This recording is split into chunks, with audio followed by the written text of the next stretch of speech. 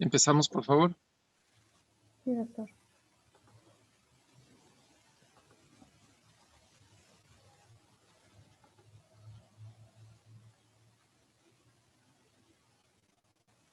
Okay. ¿Me escuchan bien? Sí. Okay. Sí. Buenos días. El día de hoy vamos a ver sobre las complicaciones posoperatorias más frecuentes en el adulto mayor. Hemos visto en el transcurso de las últimas clases que el aumento en la esperanza de vida aumenta esta tendencia a operar a los adultos mayores, además de que hay muchas enfermedades tratables con cirugía que aumentan su frecuencia en el envejecimiento. Se dice que tanto las artroplastías, la cirugía de cataratas, la cirugía de próstata, incluso la implantación de marcapasos, son 4 veces más frecuentes en este grupo etario. ¿Cuál es el objetivo final de conocer estas complicaciones? Pues lograr una mejor calidad de vida con la mayor independencia de los adultos mayores y limitar su sufrimiento durante este periodo transoperatorio.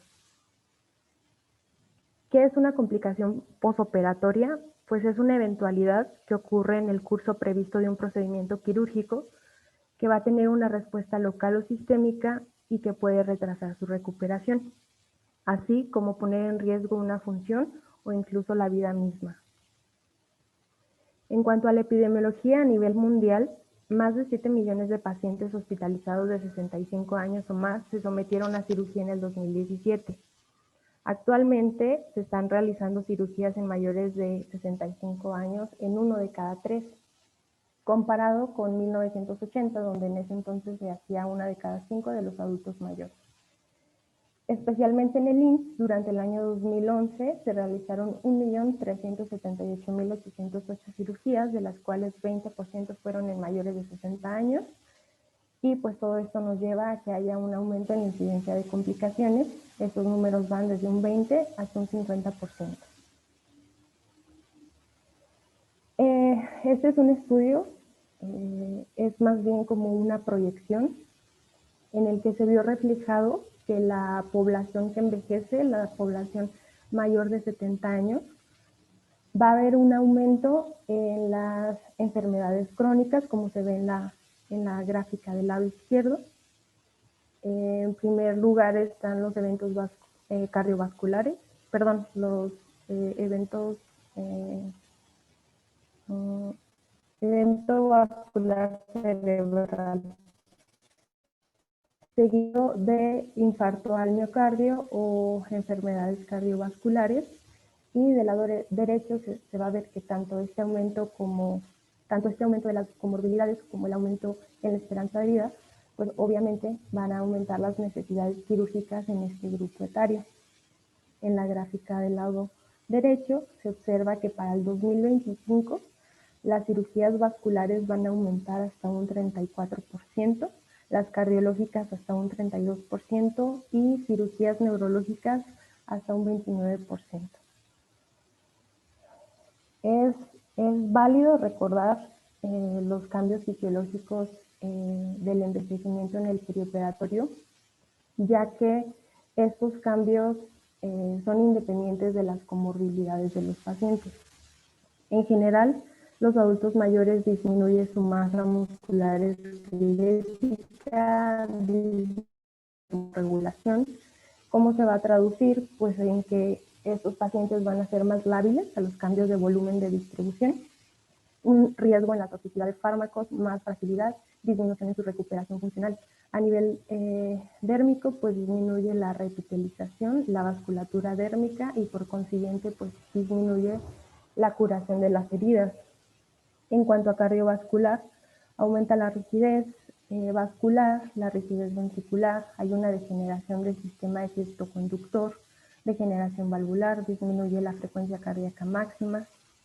Estos pacientes tienen un desacondicionamiento y aumenta su patología coronaria. Entonces vamos a ver que estos pacientes en el perioperatorio pues van a tener más riesgo de hipertensión, aumento en la sensibilidad a los cambios de volumen, disminuye su respuesta cronotrópica, hay aumento en los trastornos de conducción y un aumento en la isquemia miocárdica.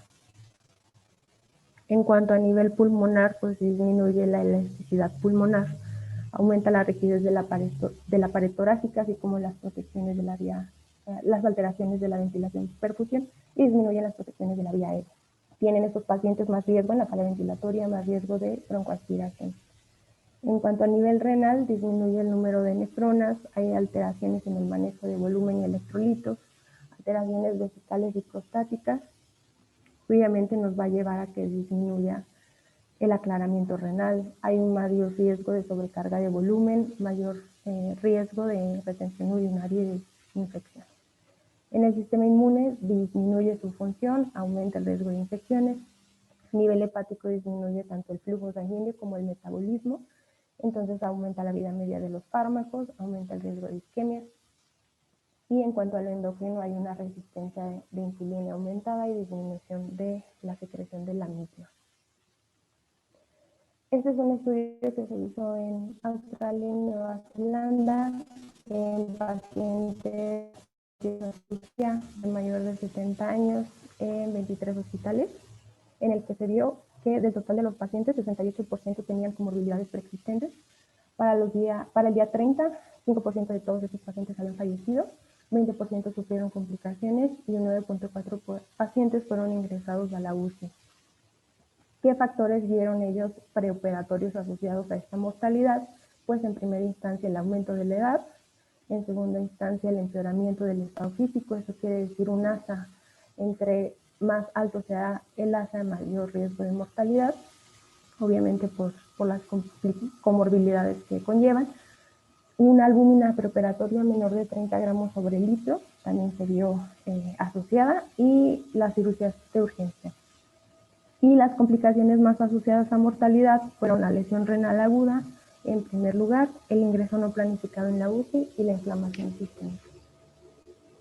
Ahora, siguiendo las complicaciones por distintos apartados, tenemos las complicaciones cardiovasculares.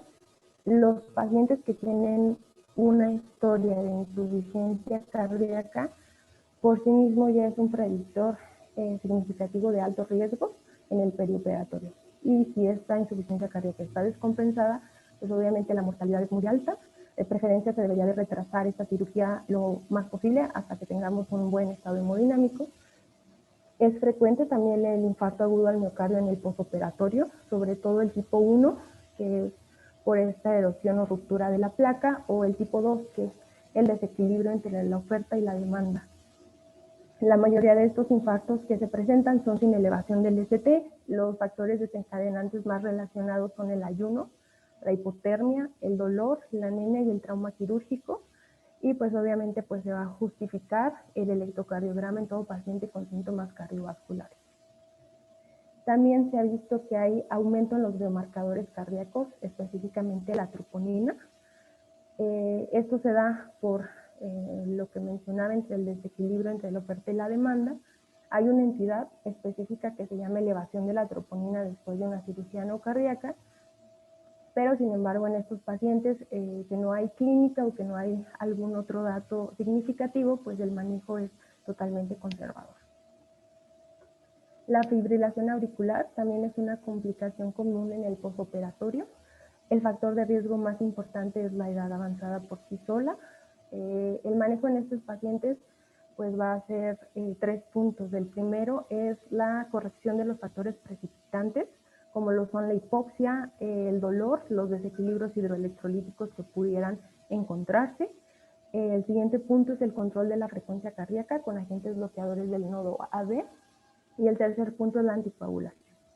Por lo regular, esta complicación revierte el ritmo sinusal a medida que pasa este periodo de hiperadrenérgico y proinflamatorio del postoperatorio.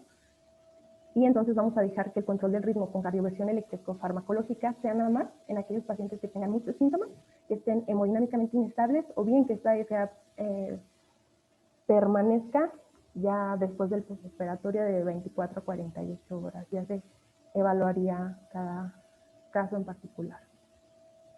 Las complicaciones pulmonares, pues el mayor riesgo de estos pacientes pues tienen la presencia de atelectasias, neumonías intrahospitalaria o insuficiencia respiratoria. Entonces, las medidas es optimizar el estado respiratorio postoperatorio. Eso ya lo vimos en la clase de valoración preoperatoria pulmonar para evitar estas complicaciones. Hay que tener muchas precauciones sobre la aspiración, broncoaspiración. El uso de espirometría intensiva, entonces este todavía está muy discutido, pero igual lo recomiendan las guías, y la movilización temprana. En cuanto a las complicaciones renales, ya vimos que sí afecta en la mortalidad la presencia de lesión renal aguda. Entonces, esta va a estar causada pues tanto por la disminución de la reserva renal como los cambios hemodinámicos que se van a presentar durante la cirugía. Entonces hay que tratar de evitar los fármacos nefrotóxicos y optimizar un buen estado de volumen de los pacientes. También ellos tienen alto riesgo de trombosis. Se dice que hasta un 50% de los pacientes que se someten a cirugías relacionadas con cáncer, cirugía ortopédica o traumatismos que se presentan. Entonces está indicada la profilaxis con heparina no fraccionada o de bajo peso molecular, solamente si no hay contraindicación. Y también se pueden utilizar dispositivos de compresión mecánica o bien la deambulación temprana. Dentro de las complicaciones gastrointestinales, el ayuno por sí no es una complicación, sino más bien hay que tratar de limitar estos periodos prolongados porque nos puede traer bastantes complicaciones. Las guías de cirugía recomiendan que si es un procedimiento electivo que va a tener una sedación, una anestesia general o bien una anestesia regional, el ayuno debe ser de 2 horas antes si el paciente toma líquidos claros. Si es una comida ligera o bien es leche, 6 horas o más antes, y más de 8 horas en alimentos más pesados como alimentos fritos, carne o pacientes que ya tienen antecedente de gastroparesia o hernias hiatales. También se recomienda una estrategia de hidratación preoperatoria, sobre todo en esos pacientes que se les realiza una preparación intestinal, como las cirugías abdominales o los procedimientos tales como la colonoscopía. Hay que tener mayor énfasis en los adultos mayores frágiles porque pues tienen más riesgo aún de deshidratación.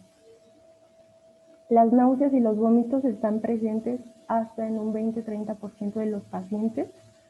¿Esto por qué? Pues por la alteración de la motilidad intestinal, ya sea por el uso de fármacos, por la dismovilidad o la cirugía misma. Tienen complicaciones, pues deshidratación, trastornos hidroelectrolíticos, dehiscencia de la herida o broncoaspiración. ¿Cuáles son los factores de riesgo? El hecho de ser mujer, el sexo femenino aumenta hasta 3 veces la presencia de náuseas y vómitos, la historia previa de náuseas y vómitos posoperatorios, el uso de fármacos como los opioides, los no fumadores. Se dice que el hecho de fumar confiere un cierto tipo de protección, y la duración de la anestesia. Los criterios de Beers modificados recomiendan que en caso de las náuseas y vómitos hay que tratar de evadir la escopolamina, la metoclopramida, porque sus efectos secundarios, y ellos te dicen alternativas como la colpacina o el ondansetron. La colpacina creo que no la tenemos en México, pero sí tenemos ondansetron. Se recomienda que sean dosis bajas, como 4 miligramos cada 12 horas, y tener precaución porque puede prolongar el intervalo QT, pero realmente la prolongación del intervalo QT es con dosis muy altas. Se ha visto que hasta 32 miligramos.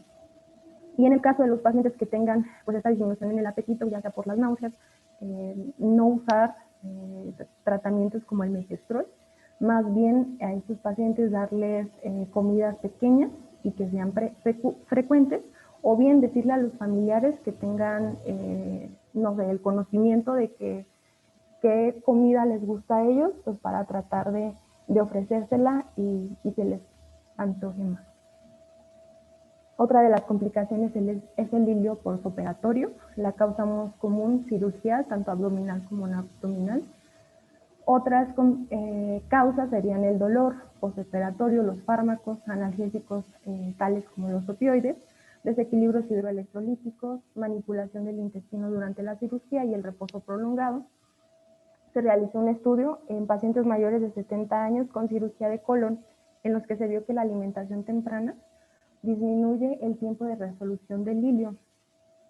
Ellos usaban un protocolo de iniciar líquidos claros el día 2 y una dieta regular a partir del día 3. Entonces vieron que disminuía tanto la estancia hospitalaria como la movilidad. Otra alternativa es la goma de mascar, es algo, digamos, más accesible, es algo barato. Esta funciona como un mimético del proceso de la alimentación, incrementa el tono vagal y promueve la función intestinal. Y una revisión sistemática sobre tratamiento en estos pacientes pues no demostró que haya un beneficio si se usa procinéticos como metoclopramida, cisaprida, si se usaran eritromicina, colecistocinina, domperidona, incluso propanolol. Entonces, pues no, en estos pacientes medidas no farmacológicas. Dentro de las complicaciones neuropsicológicas tenemos en primer lugar el delirium, que es una complicación, es la más común, desde un 14 a un 56%. Este es un deterioro agudo de la función cognitiva y la atención. Tiene mayor incidencia después de cirugías de alto riesgo. Su prevalencia va a superar el 80% en pacientes que están en UCI y requieren ventilación mecánica y se asocia con peores resultados quirúrgicos. Quiere decir que tengan estadías hospitalarias más prolongadas, mayor deterioro funcional, deterioro cognitivo a largo plazo, más riesgo de institucionalización y aumento de la mortalidad. ¿Qué factores predisponentes vamos a tener en este periodo? Pues la edad, el hecho de que sea una cirugía cardíaca, la polifarmacia, o bien que los pacientes ya tengan una depresión o demencia diagnosticada previa. Las condiciones precipitantes van a ser el dolor postquirúrgico, la hipoxia, la hipercapnia, infecciones, la retención urinaria, impactación fecal, anomalías electrolíticas o bien la hipoglucemia. También recomiendan que hay que identificar si el paciente tiene algún medicamento que sea que aumente este riesgo de delirium. Dentro de los fármacos que causan delirio más común son los anticolinérgicos. Tenemos aquella primera generación de antihistamínicos, los antiespasmódicos, los antidepresivos, sobre todo los tricíclicos, los antipsicóticos de primera y segunda generación. Cabe destacar que si el paciente ya los tomaba, se deben de utilizar en la dosis mínima efectiva y por un periodo corto. En cuanto a las benzodiazepinas, también las de tanto acción corta o acción larga, también pues la evidencia de que causan el delirium es muy fuerte. Los corticosteroides, aquí exceptuando los tópicos y los inhalados, los antagonistas del receptor H2, la meperidina y aquellos, los que no son benzodiazepinas, como el zolpidem, el taletrón. Entonces, pues hay que tener especial cuidado en los pacientes que tengan estos medicamentos. ¿Qué es lo que vamos a tratar de hacer en estos pacientes? Pues la prevención en primera instancia, ya que hasta un 30 o un 40% de los casos se puede prevenir.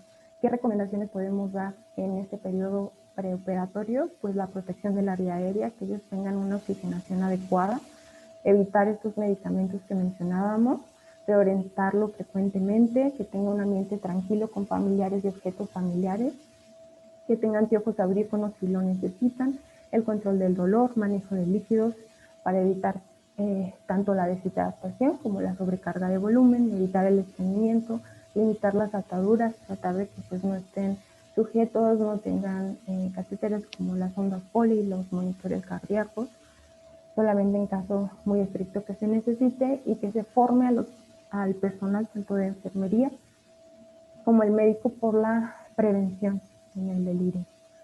Como lo diagnosticamos, recomiendan las guías que diario en el postoperatorio se realice una detección para vigilar bien a estos pacientes.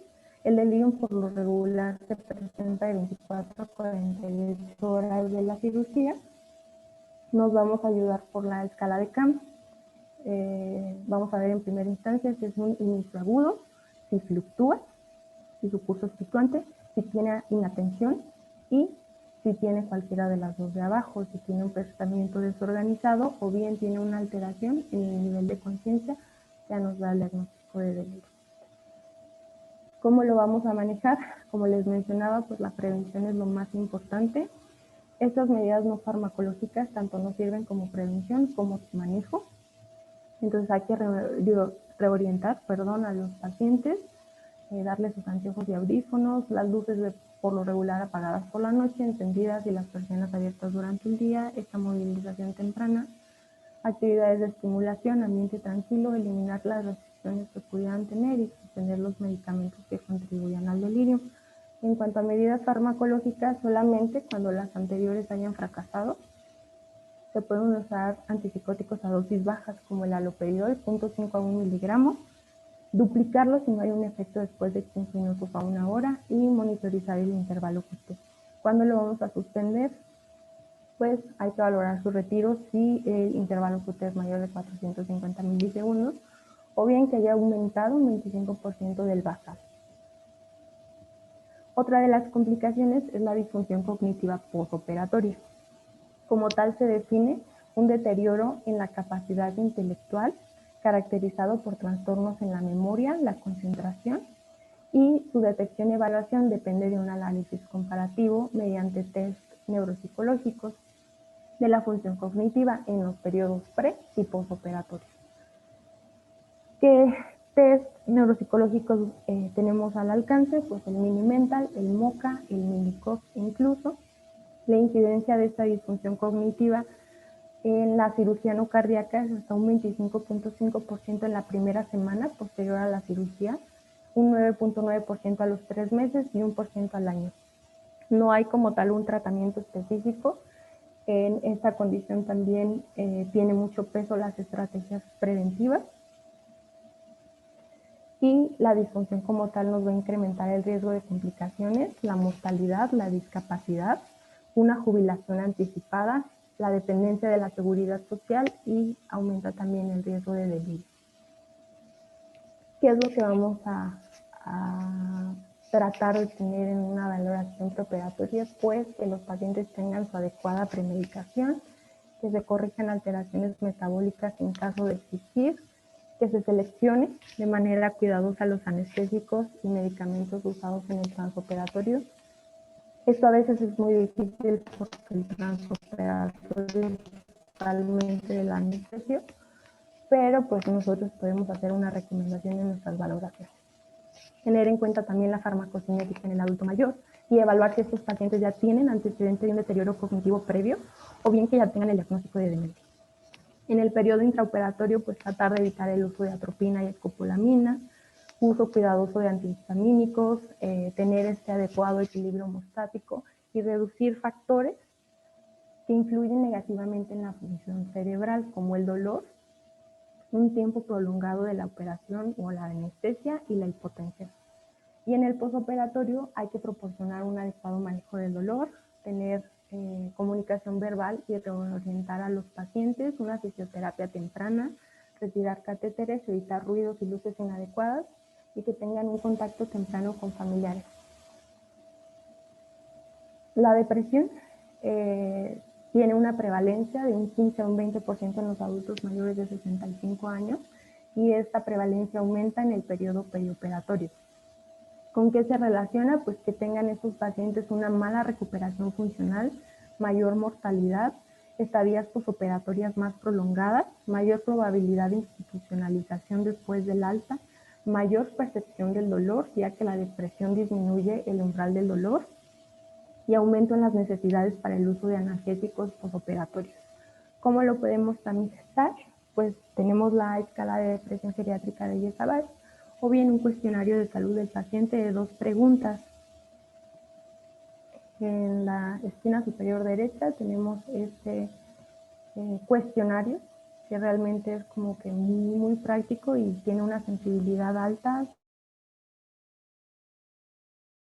Con el hecho de que le preguntemos en las últimas 2 semanas, ¿ha tenido poco interés o placer en hacer cosas o se ha sentido decaído y deprimido sin esperanzas? Pues nos puede dar una pauta para hacer una investigación más profunda, o bien tenemos la revisión psiquiátrica de Gil-Savage, tanto 15 ítems o 5 ítems, igual nos puede ayudar.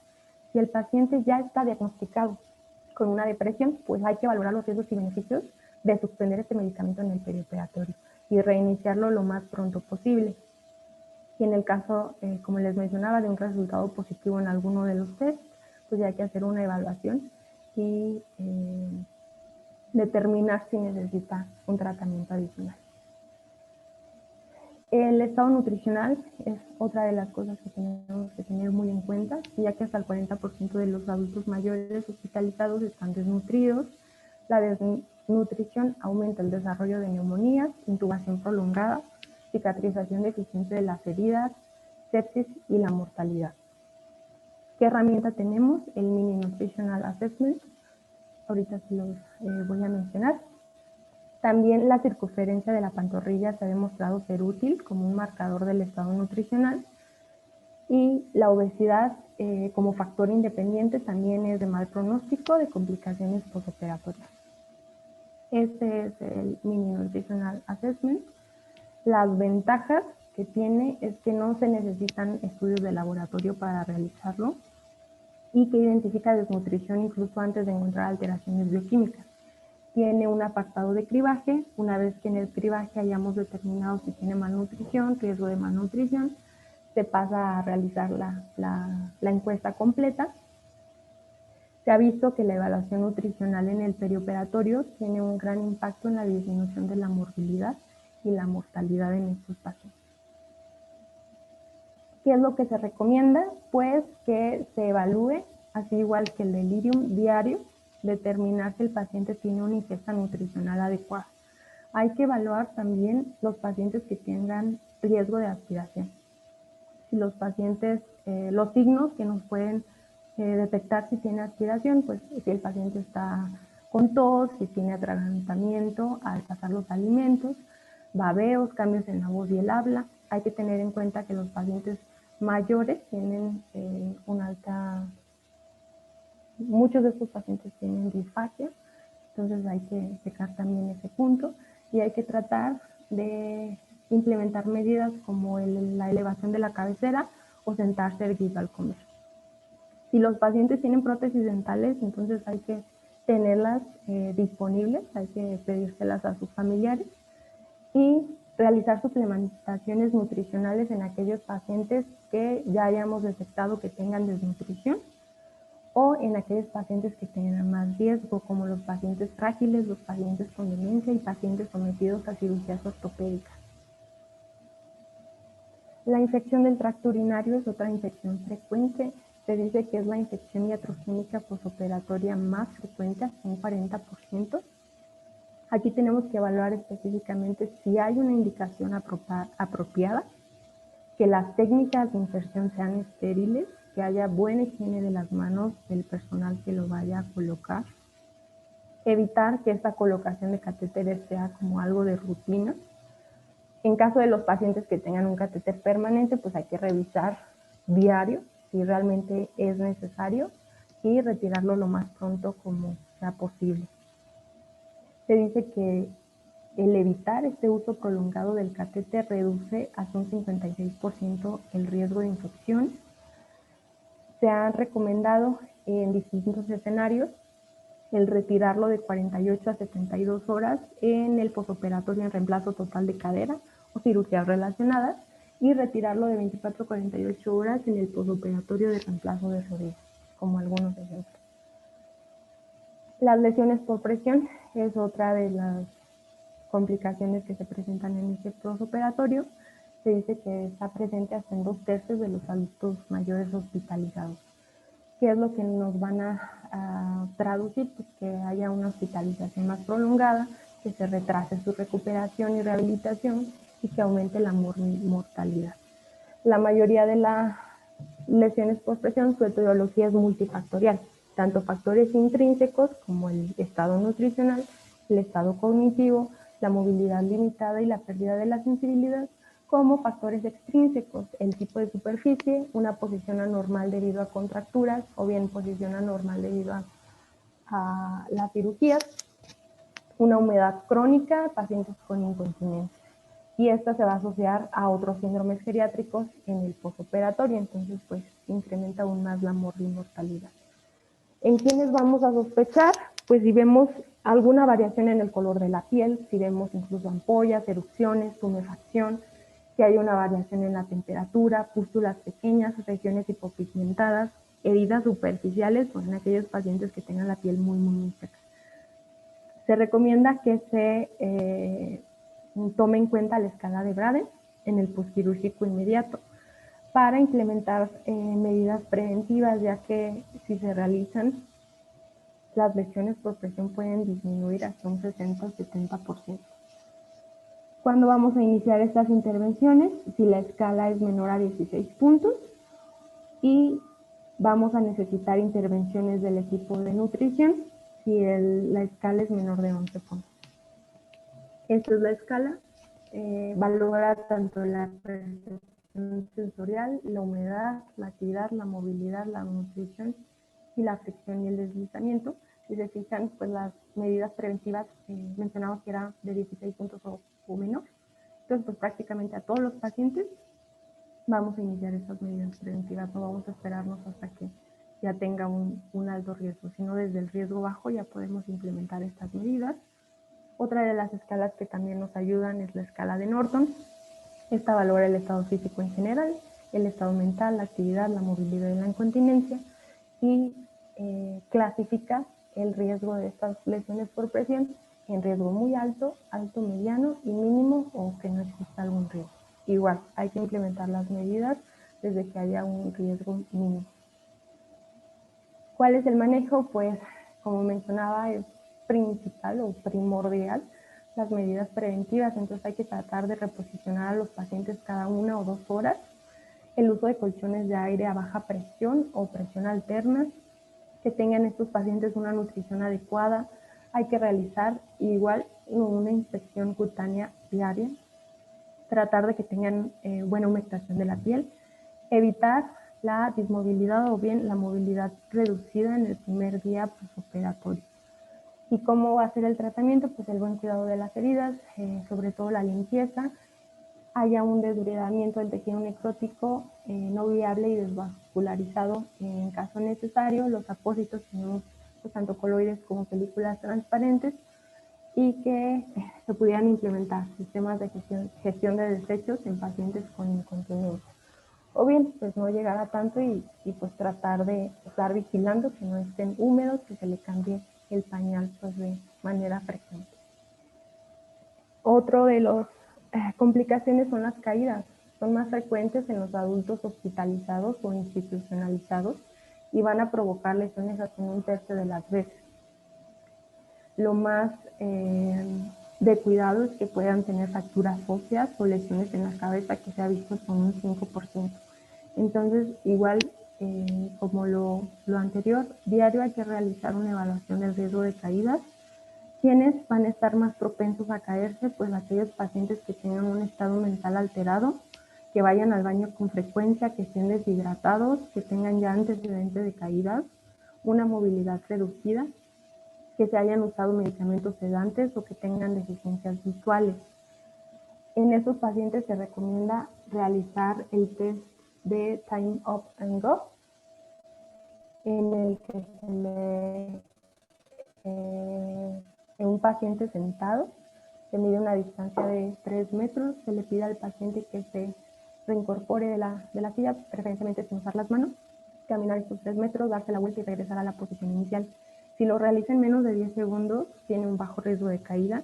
Si se realiza en 10 al 20 segundos, ya indica pues, el riesgo de caída, por lo tanto fragilidad. Y si lo realiza más de 20 segundos, pues un elevado riesgo de caída. La Agencia para la Investigación de la Calidad de la Atención Médica desarrolló un conjunto de herramientas para que los hospitales lo puedan implementar. Estas se llaman precauciones universales para minimizar las caídas.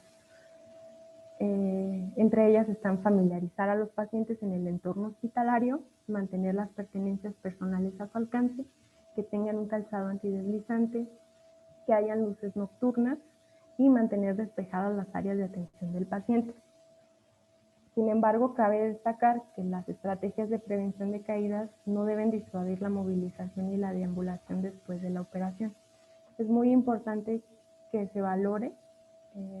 Obviamente estamos viendo que muchas de las complicaciones se disminuyen con una movilización temprana y obviamente pues vamos a tratar de implementar también estas medidas en conjunto. O sea, si vamos a indicarle al paciente que se va a movilizar, pues obviamente familiarizarnos con ese entorno, tratar de que enfermería nos ayuda mucho en estos aspectos, en tenerlos un poquito más vigilados, tratar de no dejarlos solos, sobre todo si se paran, tratar de que no estén sin familiares, para tratar de evitar estas complicaciones de las caídas. Otra de las complicaciones es el deterioro funcional. Se dice que hasta más del 30% de los adultos que están hospitalizados desarrollan una nueva discapacidad que afecta a sus actividades de la vida diaria. Menos de la mitad de estos pacientes van a recuperar su estado funcional previo al año de la hospitalización. ¿Quiénes van a estar en mayor riesgo? Pues pacientes con edad avanzada, fragilidad, deterioro cognitivo, los que tengan una movilidad deficiente, que tengan depresión o enfermedades concomitantes. Entonces aquí se deben implementar pues esfuerzos preventivos para disminuir este riesgo del deterioro funcional postoperatorio. ¿Cuáles son las intervenciones? Pues hay que realizar una movilización temprana, evaluar si los pacientes necesitan una terapia física y ocupacional, apoyo nutricional, participación familiar en la recuperación o la promoción en esta participación familiar y una planificación integral del arte. También se ha visto que programas de rehabilitación médica mejoran muchísimo los resultados funcionales en los pacientes mayores de alto riesgo que se están dando de alta en los hospitales. Otra de las complicaciones es la dismovilidad postoperatoria. ¿Cómo se define? Pues aquella molestia, dificultad y o imposibilidad para movilizar alguna parte del cuerpo o trasladarse, secundaria a situaciones de origen biológico, mental, social y o funcional que afecta su calidad de vida y que tiene riesgo de progresión. ¿Cuáles son las complicaciones? Pues que los pacientes puedan desarrollar algún tipo de discapacidad. Y si los pacientes ya tenían algún tipo de discapacidad leve, pues que esta progrese a grave o incluso que progrese a la muerte.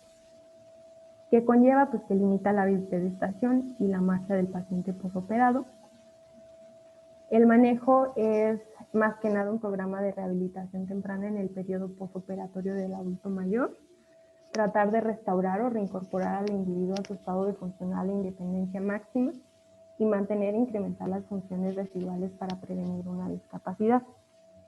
Sabemos que esta dismovilidad se puede clasificar o tiene varias etapas según la clasificación de ETADI. Si se fijan en la gráfica, la puse así porque la evolución natural de la dismovilidad aguda y representa también la respuesta tras iniciar la habilitación hospitalaria, intrahospitalaria. Entonces, pues es muy importante realizar o tratar de ofrecerles un programa de rehabilitación a estos pacientes. El dolor ya lo vamos a ver en otra clase más a fondo, como mención, pues se debe de realizar un plan analgésico individualizado. De preferencia se ha recomendado una analgesia multimodal. ¿Qué quiere decir multimodal? Que aparte de farmacológica hay que tratar de proveer, ejemplo, las medidas físicas como tratamiento con calor o con frío, masajes incluso. Las escalas, pues tenemos varias escalas como No Pain, BPS, la escala de EVA o PAIN-AS. Cada una, si el paciente no está consciente, por ejemplo el BPS en pacientes sedados, el EVA en pacientes conscientes, el PAIN-AS se usa en pacientes con demencia o el No Pain en pacientes que no pueden comunicar. El acetaminofén es el fármaco ideal de primera elección. Si este no mejora, pues se pueden usar opiáceos en dosis bajas. Y bien se ha visto que las técnicas de manejo del dolor, tanto locales como regionales, ya sea un bloqueo neuroaxial o bloqueo de los nervios periféricos, reducen mucho las complicaciones perioperatorias. Abajo tenemos los criterios de BIRS, que recomiendan que no se deben de usar relajantes musculares, que no usemos también analgésicos no esteroideos, antiinflamatorios no esteroideos, que el acetaminofén sea 1 gramo 3 veces al día si no hay alguna alteración hepática. En caso de que sean opioides los que se necesiten utilizar, que sean a dosis bajas, y una vez que se usen estos medicamentos hay que tratar de mantener a estos pacientes con un régimen intestinal, incluso si tienen dosis bajas de opioides. Y otra de las complicaciones es la hipotermia. El envejecimiento por sí tiene una función termorreguladora deficiente, y a esto se agrega que hay una inhibición de los reflejos termorreguladores por la anestesia. ¿Qué nos va a traer como complicaciones? Pues anomalías hidroelectrolíticas como la hipocalemia y hipomagnesemia, que hay una disfunción plaquetaria, infección de herida quirúrgica, alteración del metabolismo de los fármacos, isquemia miocárdica y también arritmias. Se recomienda que en caso de hipotermia postoperatoria significativa, que se haga un manejo térmico activo, que haya, pues, de manera ideal, dispositivos de calentamiento de aire forzado, una temperatura ambiente por encima de 21 grados, o bien se pueden administrar líquidos intravenosos calientes o mantas calientes. En un artículo no, refiere que estas intervenciones se hagan incluso desde que haya la temperatura menor de 36, no esperarnos a que la temperatura sea menor de 34.5 como lo marca este otro artículo. Y ese es un resumen, se me hizo muy práctico, es una tabla donde podemos hacer un checklist en los pacientes, ya sea en el perioperatorio, en el postoperatorio, de la evaluación diaria. En primera instancia, el delirium, con qué escalas lo vamos a hacer, cuáles son los factores de riesgo, qué pacientes tienen más riesgo, y en la última columna menciona ya sea las estrategias preventivas o bien las estrategias del manejo. Entonces aquí tenemos el delirium, el deterioro cognitivo, el dolor, las caídas, el estado nutricional, las infecciones del tracto urinario, las úlceras por presión, las complicaciones pulmonares, las trombosis y este abatimiento funcional que tienen los pacientes. Entonces creo que es un buen repaso y es una medida de empezar a familiarizar a los R1 en tanto de estos síndromes geriátricos. Y eso es todo.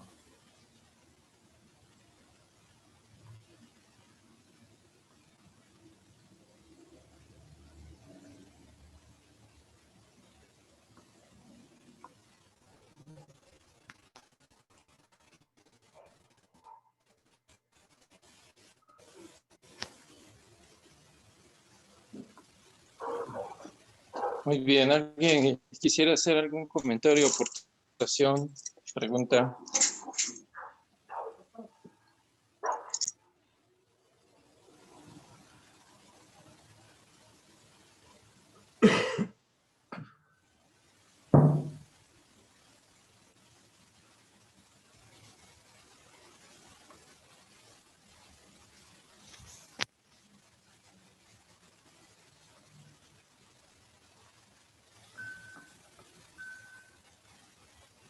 Pues yo creo que muy completo, ¿no? Muy puntual, muy completo. Igual, ya cuando veamos de manera específica cada uno de los síndromes geriátricos, pues siempre tiene consideración, ¿no? La parte también de cómo influye en la parte quirúrgica, perioperatoria, ¿no? Bueno.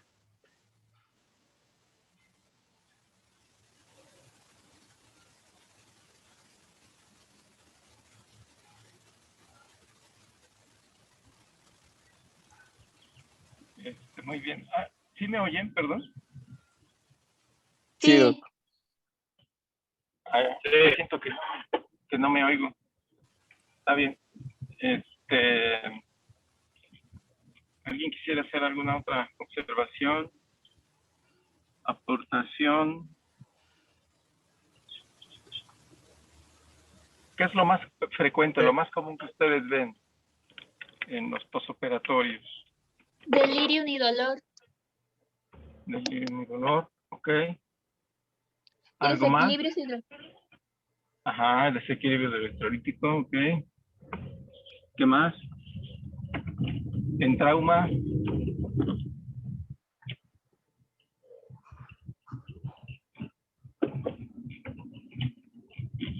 Vamos, no me digan que no han visto la combinación de AINES que les dejan para el dolor. Sí. Ketorolaco siempre tienen casi la mayoría. Ketorolaco 30 cada 8. Ujú. Diclofenaco, naproxeno. O metamizol. Y las lesiones renales agudas, los sangrados. ¿No? Las infecciones, bastantes infecciones. Y las lesiones por presión en pacientes con... Ok. Bueno, pareciera que entonces sí tenemos ubicados cuáles son los problemas a los que nos vamos a enfrentar. Yo creo que la mayoría los revisó de una manera adecuada. Sol. No sé si se mencionó, porque se me estaba yendo otra vez mi internet, no sé si ya es mi celular que anda chapeando, ¿qué pasa? Se mencionó algo sobre el deterioro cognitivo postoperatorio. De eso Cesarín sabe un buen... ¿Por ahí andas, mi Cesarín?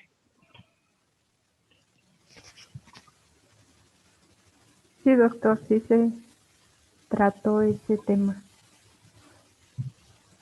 Ah, ok. Tiene problemas de conexión, entonces no soy el único. Ok. Ok, a ver, ¿quién me puede decir qué pasa con lo de deterioro cognitivo postoperatorio? Que no sea solo de...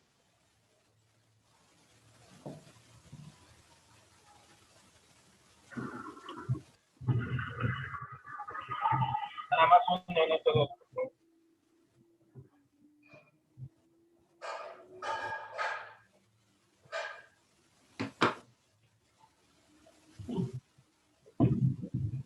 Perdón, Doc, no lo escuché muy bien.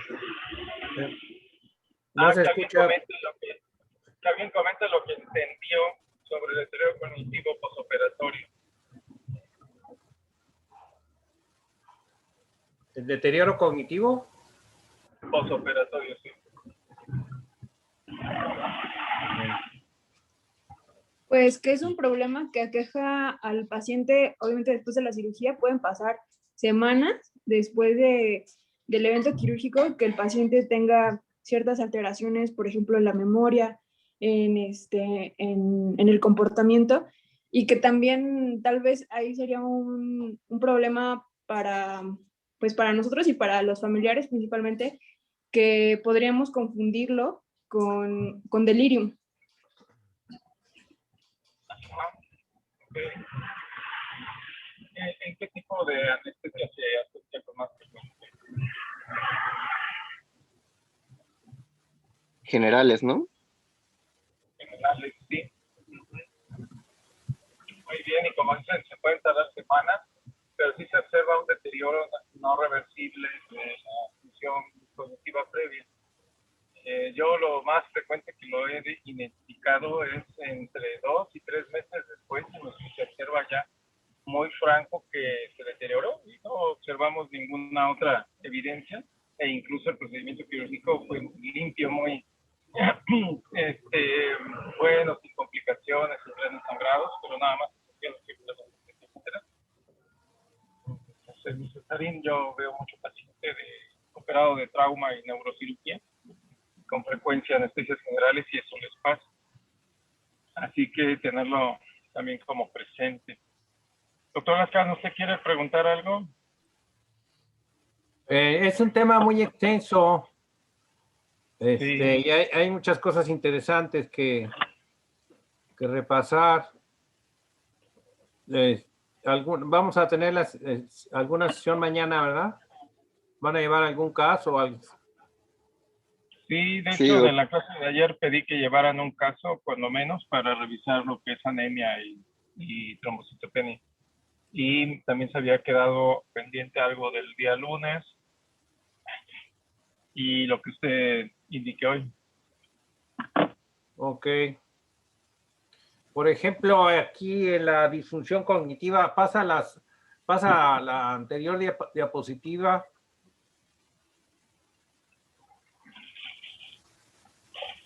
Ahí antes. Ahí quédate. Ajá. Bien. ¿Conocen otro método más rápido que el CAM?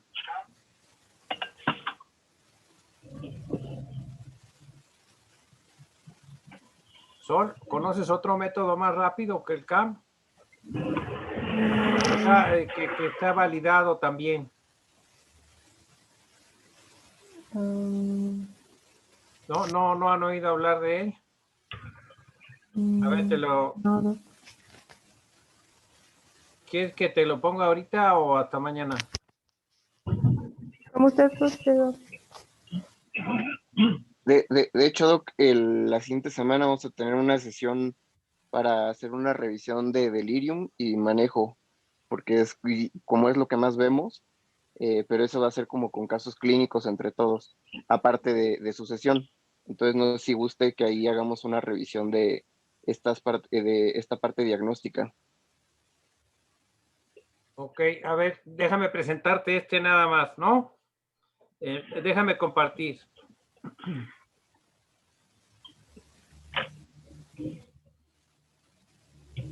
¿Ya han oído hablar de este? No, doctor. No, A ver, se los voy a presentar ahí. El 4AT, así se llama. Una evaluación rápida. Según ellos tarda menos de 2 minutos. Sí, te tardas menos que el CAM. Siempre y cuando te acuerdes. Alerta, orientación, atención y fluctuación. Esas son las 4AT.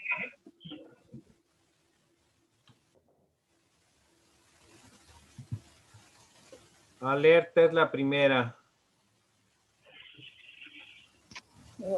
Fíjate que pueden estar notablemente somnolientos. Observar al paciente si está dormido. Intente despertarse con un discurso o un toque suave en el hombro, como lo hacemos mucho, ¿no? Pídale al paciente que indique su nombre y dirección, en fin. Dice normal, completamente alerta, pero no agitado durante la evaluación, somnolencia leve. Claramente anormal, 4 puntos. Después viene edad. Dice edad, fecha de nacimiento, lugar, nombre del hospital y año actual. Y así se califica sin errores y un error, 1 punto. 2 o más errores, 2 puntos. Luego la siguiente es atención. Los meses del año al revés, a partir de diciembre. Ustedes alguna vez lo han usado seguramente, ¿no? Sí, Para ayudar a la comprensión inicial se permite un mensaje de qué es el mes anterior a diciembre. Calificación logra 7 meses o más, 0, comienza pero tiene menos de 7, se niega a comenzar, 1. Inestable, no puede comenzar, que no está bien, en fin, 2. Y luego viene esta, cambio agudo y fluctuante. Como ven, se parece mucho a CAM, pero este parece más rápido que el CAM. Está también validado este método. Y se evidencia de cambios significativos o fluctuantes en el estado de la alerta.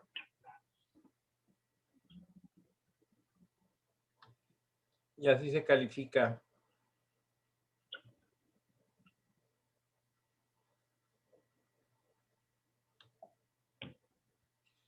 Y claro, es el CAM, ¿no?